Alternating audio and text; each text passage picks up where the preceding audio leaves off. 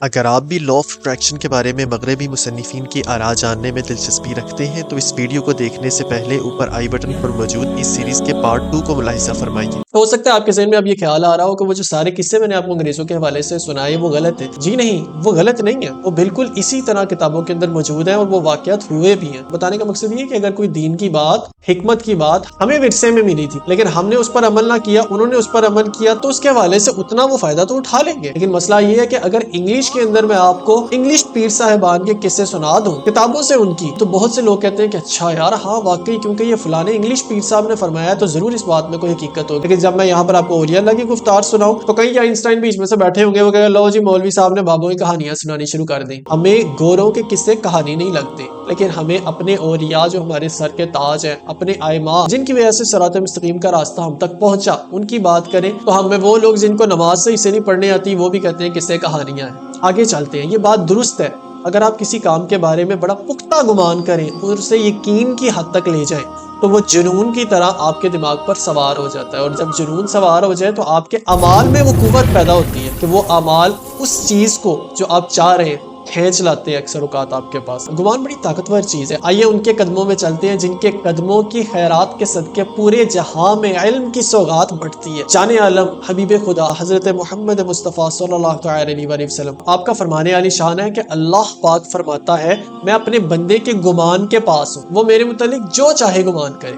اللہ پاک فرماتا ہے میں اپنے بندے کے گمان کے پاس ہوں، جیسا گمان کرے گا ویسا معاملہ پائے گا۔ وہی بات جو وہاں پر ایکسپلین کی جا رہی ہے، دین ہمیں 1450 سال پہلے بتا چکا کہ اللہ پاک بندے کے گمان کے ساتھ ہے، جو اللہ پاک سے بڑا اچھا گمان رکھتا ہے وہ ویسا ہی پائے گا، اور جو خدا نہ خواستہ اللہ پاک سے برا گمان رکھے وہ ویسا ہی پائے گا۔ اسی طرح رسول اللہ صلی اللہ علیہ وسلم نے فرمایا اللہ پاک کے ساتھ برا گمان رکھنا بڑے کبیرہ گناہوں میں سے ہے۔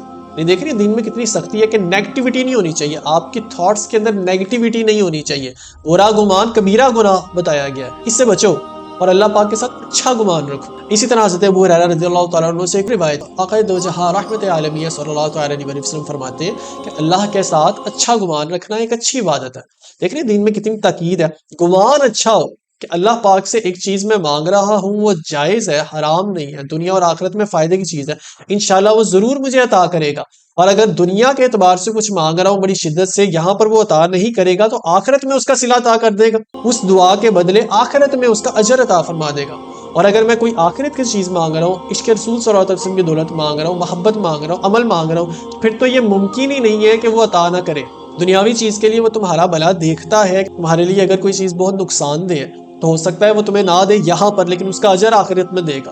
لیکن آخرت کے حوالے سے کچھ مانگو یہ ممکن ہی نہیں ہے کہ تمہیں ملے نہ، اگر تم خلوص کے ساتھ مانگنے کے طریقے سے مانگو، سچی تڑپ سے مانگو۔ کیوں کہ یہ کیسے ممکن ہے کہ تم تو اللہ پاک سے عشق رسول صلی اللہ علیہ وسلم اور نیکی کا راستہ اور صراط مستقیم مانگو اور اللہ پاک تمہیں نہ دے، یہ ممکن نہیں ہے۔ یہ تو ہو سکتا ہے جیسے علامہ اقبال رحمۃ اللہ تعالی علیہ اللہ پاک کی طرف سے فرماتے ہیں کہ ہم تو مائل بعطا ہے کوئی سائل ہی نہیں۔ یہ ممکن ہے کہ اللہ پاک عطا کرنا چاہ رہا ہے لیکن کوئی لینے کو تیار نہیں ہے، لیکن یہ ممکن نہیں ہے کہ تم چاہ رہے ہو اور اللہ پاک دینے کو تیار نہیں ہے۔ اب یہ سوال بھی ذہن میں آ سکتا ہے کہ سر ان احادیث مبارکہ کا اور لا آف اٹریکشن کا آپس میں کیا تعلق ہے؟ اچھا گمان برا گمان کیا ہوگا؟ تو تفسیر صراط الجنان کی طرف چلتے ہیں، اس میں یہ تفسیر بیان کی گئی کہ اچھا گمان اور برا گمان ہوتا کیا ہے۔ برا گمان یہ ہوتا ہے اللہ پاک کی ذات سے کہ آپ اگر سچے دل سے توبہ کریں، کرنے کے بعد آپ اللہ پاک سے یہ گمان کر رہے ہیں کہ پتہ نہیں اللہ نے معاف کیا کہ نہیں، یہ برا گمان۔ اگر آپ نے سچے دل سے توبہ کی ہے تو آپ یقین رکھیں کہ اللہ پاک نے معاف کر دیا، وہ رحمان و رحیم ہے۔ اگر آپ دعا مانگ رہے ہیں اللہ پاک سے اور آپ یہ سوچ رہے ہیں پتہ نہیں قبول ہونی ہے کہ نہیں ہونی،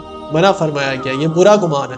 اللہ پاک سے یقین سے دعا کرو۔ یہی تو ہے نا لا آف اٹریکشن، کہ جو سوچ ہے آپ کے ذہن میں اس پر یقین پیدا کرو۔ بس فرق یہ ہے کہ نان مسلمز کس پر گمان کریں گے؟ اپنی ذات پر، اپنی صلاحیتوں پر، اپنی ذات اور اپنی صلاحیتوں پر یقین رکھیں گے تو بھی انہوں نے اثرات دیکھے۔ اور مومن کا بھروسہ اللہ کی ذات پر ہوتا ہے، وہ اپنی صلاحیتوں پر، اپنے اعمال پر، اپنی ذات پر بھروسہ نہیں کرتا۔ بتاؤ بھلا جس کا بھروسہ اس ذات کے اوپر ہے جس کے بارے میں وہ جانتا ہے کہ ان اللہ علی کل شیء قدیر، جو ہر چیز پر قدرت رکھنے والا ہے، ہر چیز اس کے قدرت کے تحت ہے، اس کے یقین کا کیا عالم ہوگا۔ وہ یہ نہیں سوچ رہا کہ میرے اندر کیا صلاحیتیں ہیں، میری ذات میں کیا ہے، بلکہ وہ یہ سوچ رہا ہے کہ اللہ پاک مجھے یہ دینے پر قادر ہے۔ اور جس کا یہ ایمان ہے کہ اللہ پاک یہ دینے پر قادر ہے، اس کا یقین متزلزل کیسے ہوگا، اس کی کانفیڈنس کا عالم کیا ہوگا۔ اور اچھے گمان کی مثال یہ ہے کہ آپ پورے یقین سے دعا کرتے ہیں کہ اللہ پاک پاک یہ چیز مجھے عطا فرمائے گا. میں نے اللہ پاک سے توبہ کی, اللہ پاک مجھے معاف فرما دے گا, بلکہ اللہ پاک نے مجھے معاف فرما دیا ہے. اسی مضمون کے حوالے سے قرآن پاک کی سورہ یوسف آیت نمبر 87 بھی قابل غور ہے, کیونکہ اللہ پاک فرماتا ہے کہ بے شک کافر لوگ ہی اللہ کی رحمت سے نا امید ہوتے ہیں. مومن تو نا امید ہو ہی نہیں سکتا. اس کا گمان, اس کا یقین تو اللہ پاک کے ساتھ اتنا مضبوط ہے کہ بے خطر کود پڑا آتش نمرود میں عشق, عقل ہے محو تماشا لب بام ابھی. اس کا گمان تو اس قدر مضبوط ہے کہ کبھی وہ ایمان کی حالت میں ہے اور کبھی وہ ایمان سے اوپر عشق کی حالت میں پرواز کر جاتا ہے. تو آپ نے غور کیا ہوگا کہ آپ کے خیالات میں کتنی قوت ہے. اب یہ خیالات ہی تمہارے الفاظ کی شکل لے لیتے, جیسے حضرت عمر فاروق رضی اللہ تعالیٰ عنہ نے فرمایا تمہارے خیالات تمہارے الفاظ بن جاتے. مخصوص الفاظ کو مسلسل دہرا کر شکل کیسے بدلی جا سکتی ہے اور معاشرے میں الو کے پٹھوں کو ڈھونڈنے کا نادر طریقہ جاننے کے لیے اس سیریز کا لاسٹ پارٹ ضرور دیکھیے گا. کہ نارو چلیا موت دا سن کے تینا روڑ اکھیاں چوں پانی, کیونکہ ٹر گئے نبی محمد سرور, اے من تقدیر ربانی.